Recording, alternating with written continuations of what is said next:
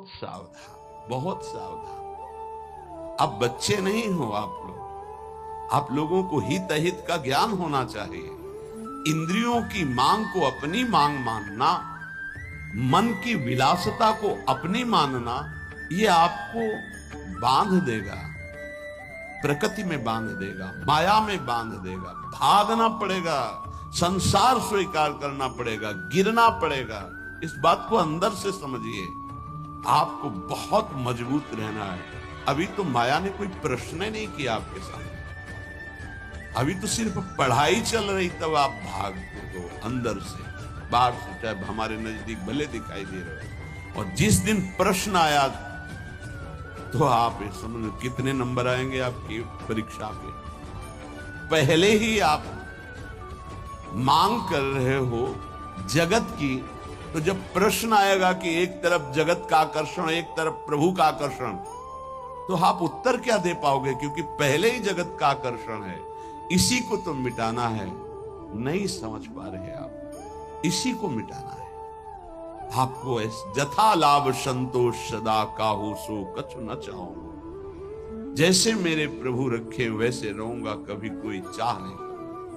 सच्ची मानिए, यदि आप सतमार्ग में चल रहे हैं तो कोई चाह नहीं रहे। जैसे आपसे पूछा जाए क्या आप पसंद करते हैं, नहीं बोलिए आप क्या पसंद करते हैं, किशोरी जी का नाम दे दीजिए, इसमें रति हो जाए। नहीं वैसे क्या पसंद करो, किशोरी जी का धाम, दिव्य वृंदावन मेरे नेत्रों में झलकने लगे, दे दीजिए आप। इनकी शिवा आपकी हृदय की मांग आपको फंसा देगी। इस शब्दों को पकड़ लीजिए। सत्संग के शब्दों को आप नहीं पकड़ते। आपका मन जब विपरीत चिंतन करता है तो आप कीर्तन कीजिए, वाणी जी का उच्च स्वर से गायन कीजिए। एक बार जीत गए तो 1000 बार इसको पटक दोगे मन को, एक बार हार गए तो 1000 बार पटकी लगाएगा आपको। आप समझ लो, आप किसी विशेष कृपा से आप चल रहे हैं। अगर इस विशेष कृपा की अवहेलना करेंगे तो आपका परमार्थ रुक जाएगा। पूज्यपाद श्री उड़िया बाबा जी महाराज से स्वामी अखंडानंद जी महाराज प्रश्न करते हैं, बाबा यदि कोई हमारे गुरु और इष्ट की निंदा कर रहा है तो हमारा क्या कर्तव्य बनता है?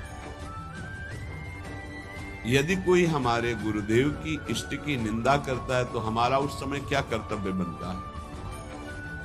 उत्तर, उस उपासक को चाहिए कि उसके सामने जो इष्ट की निंदा या गुरुदेव की कर रहा है वहां से तत्काल हट जाना चाहिए। कभी भी दोबारा उसके पास नहीं बैठना चाहिए। नीति कहती है कि सहन नहीं करना चाहिए, लेकिन प्रीति कहती है कि उठ के चल देना चाहिए, लड़ाई झगड़ा नहीं करना चाहिए। बहुत ये व्यवहार की बहुत काम की बात है। प्रायः ऐसा संयोग मिलता है कि हमारे इष्ट और गुरुदेव की अवहेलना करने वाले हमारे रिश्तेदार, नातेदार, संबंधी ही होते हैं, माता या पिता या ऐसे। क्यों होते हैं? क्योंकि जब उनका कोई संबंधी भगवत मार्ग में चलता है तो फिर उनकी भावनाओं के विरुद्ध हो जाता है। अगर वो उनकी भावनाओं का ही केवल पोषण करने लगेगा तो इष्ट गुरु से विरुद्ध हो जाएगा, पक्का, आगे चल के देख लेना। और जब इष्ट गुरु की भावना में वो पुष्ट होता है तो उनकी लौकिक भावनाओं को वो कुछ भी नहीं गिनता। अब उनको लगता है कि ये जो हमारा पुत्र है या पुत्री है या पत्नी है या परिवार का सदस्य है, कितना हमें प्यार करता था, ये जब से गुरु जी से मिला, जब से उपासना में आया, तब से ऐसा हुआ। तो उसकी गुरु के प्रति, इष्ट के प्रति भी निष्ठा नहीं रहती, भक्ति नहीं रहती, और उसी के अंदर से माया निंदा करवाने लगती है, बहुत प्रियजनों के द्वारा। अब वहां क्या हमारा कर्तव्य है? हमको पास नहीं बैठना, हमको उनका विरोध नहीं करना। बाबा कहते हैं नीति तो आदेश करती है सहन ना करने की बात। संत शंभुश्री पद अपवादा कही सुनी तहां असमर्यादा काटी जीव तासु जो बसाई, नीति कहती है। लेकिन बाबा कह रहे हैं भक्ति कहती, प्रीति कहती है कि हमको क्रोध नहीं करना, हमको वैर नहीं करना, बदला लेने की भावना नहीं करना, और ना हमको सुनना है। कान में अंगुली डाल के तत्काल वहां से अलग हो जाना, उससे फिर पुनः मिलना नहीं, उसका संबंध हृदय से अस्वीकृत करना है। जो सहन करता है तो भगवान और गुरुदेव में उसकी प्रीति स्थित हो जाती है। यही जीवन का परम लाभ है। दूर का कोई करे तो चलेगा, बिल्कुल पास का करेगा, नजदीक एकदम विरोध शुरू होगा, बिल्कुल नजदीक शुरू होगा। आपको बचाना है अपने आप को और उसका भी मंगल मनाना है।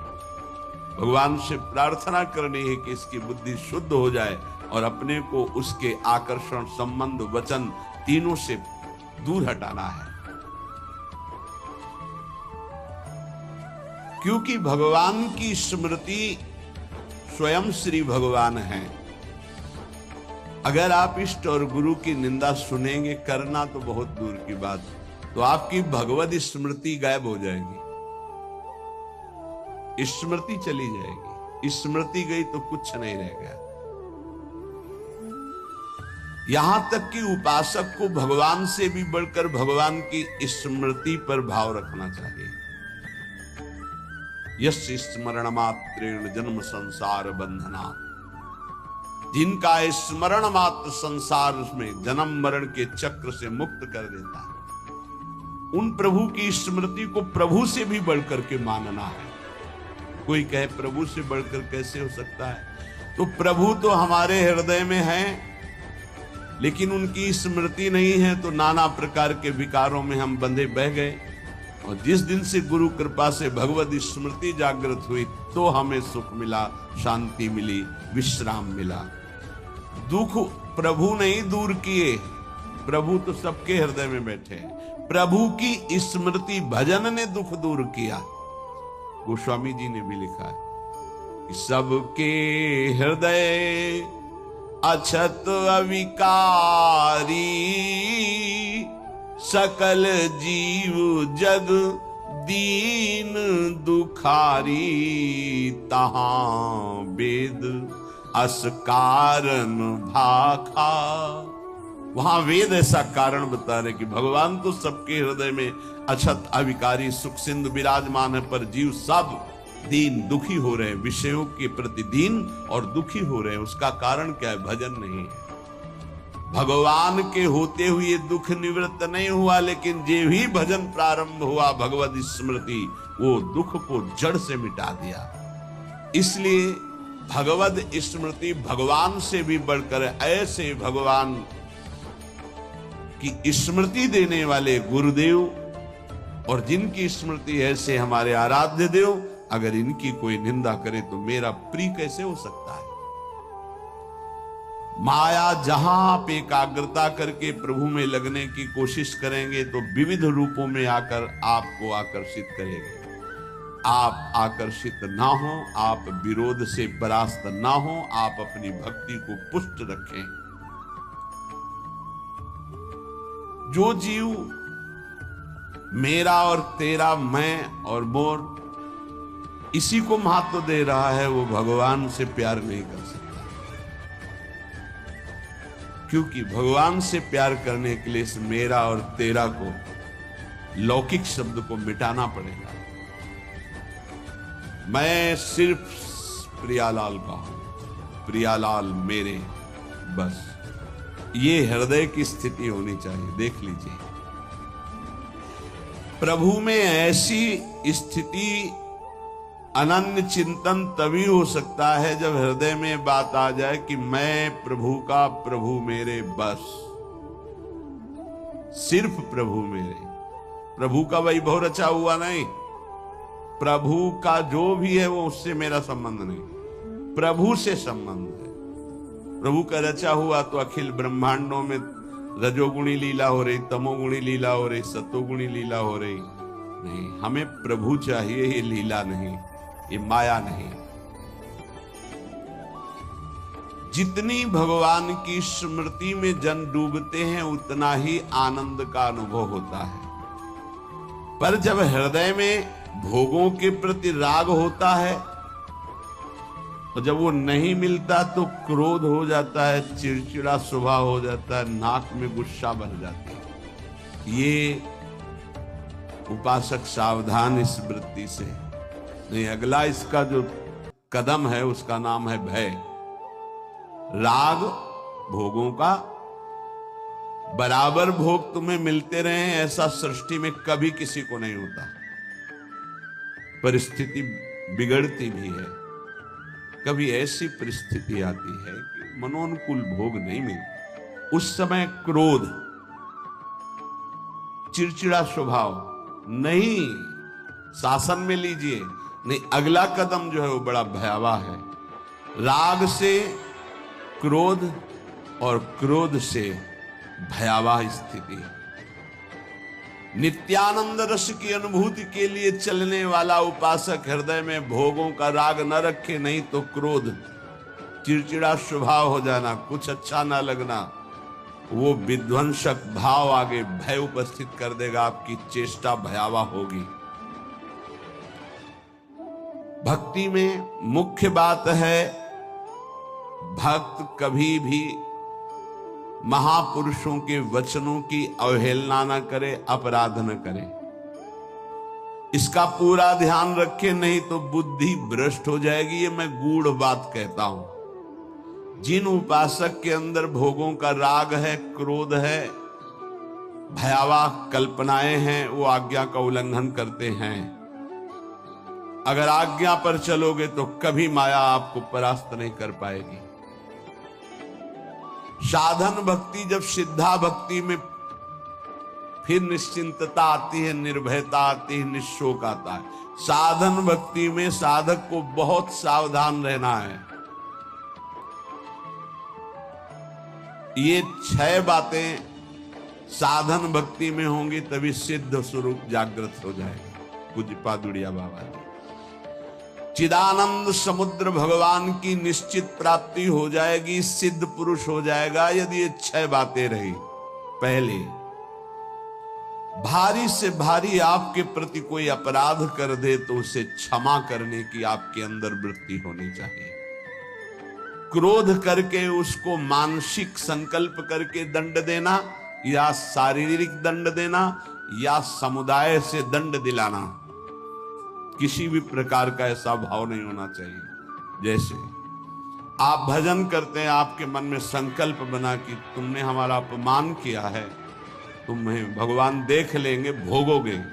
तो यदि भजन बल है तो लागू हो जाएगा उस पर और वो कष्ट भोगेगा पक्का। लेकिन वो तो कष्ट भोगेगा शारीरिक, पर आप खाली हो गए। और अब भजन की वो वृत्ति आएगी नहीं, क्योंकि आप सिद्धांत से गिर गए। या आप शारीरिक बलवान हैं, आपने उसको पीट दिया तो आपका भजन बल क्षीण हो जाएगा, आपका मार्ग अवरुद्ध हो जाएगा। या आपके बहुत अनुयायी हैं, उनसे पिटवा दिया। किसी भी तरह से दंड दिलवाना भक्ति को खो देना है, ये बात अच्छे से समझ लीजिए। तो पहला है क्षमा। किसी भी कारण से एक भारी से भारी अपराधी को भी क्रोध करके दंड देने की भावना ना होना।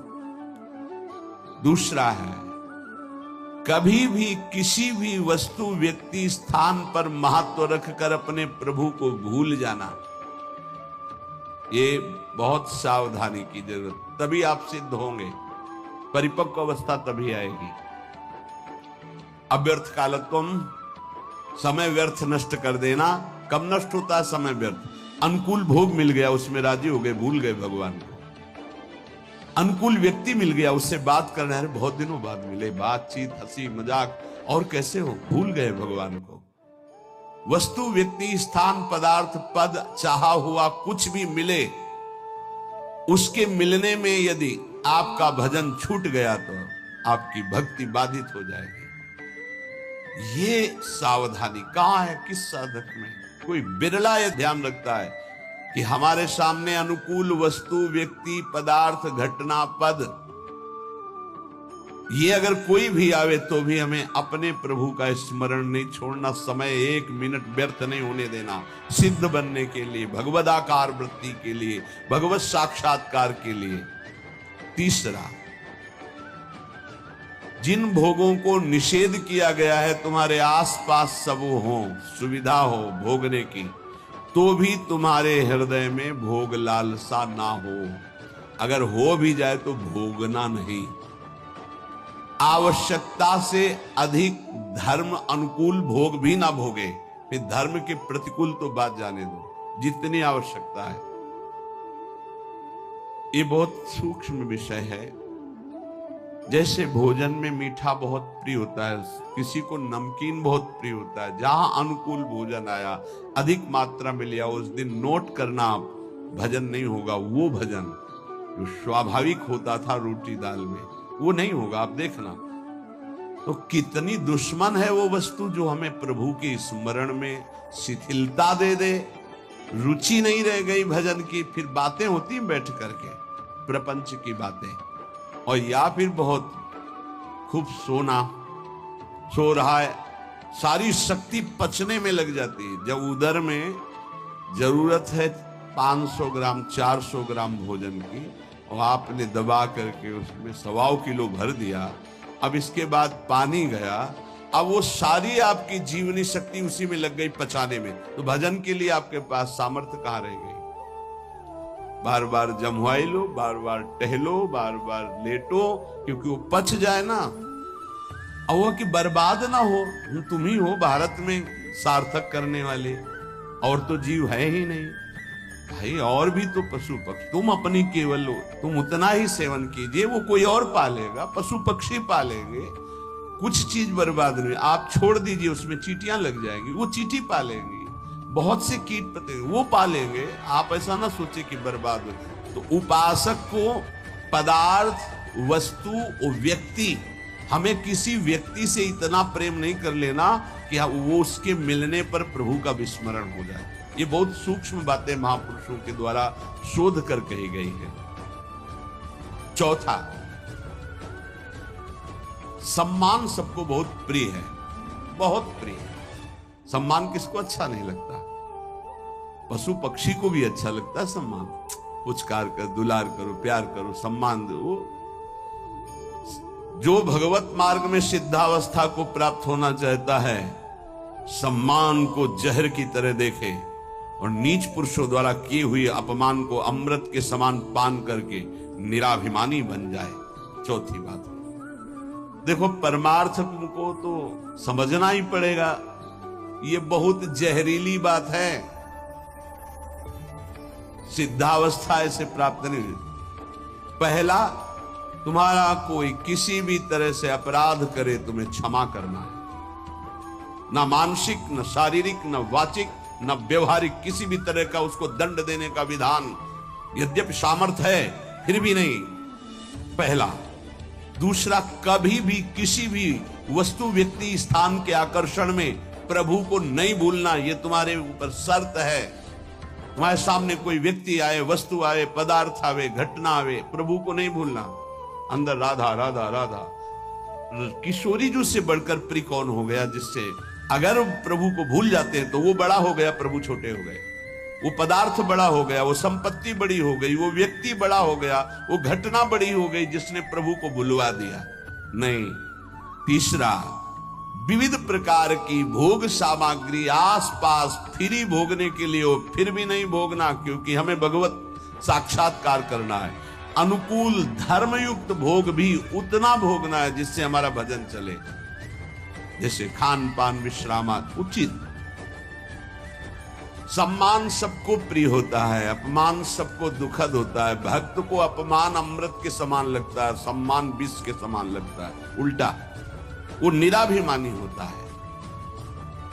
पांचवा, इष्ट देव के चिंतन में व्यभिचार नहीं होना चाहिए।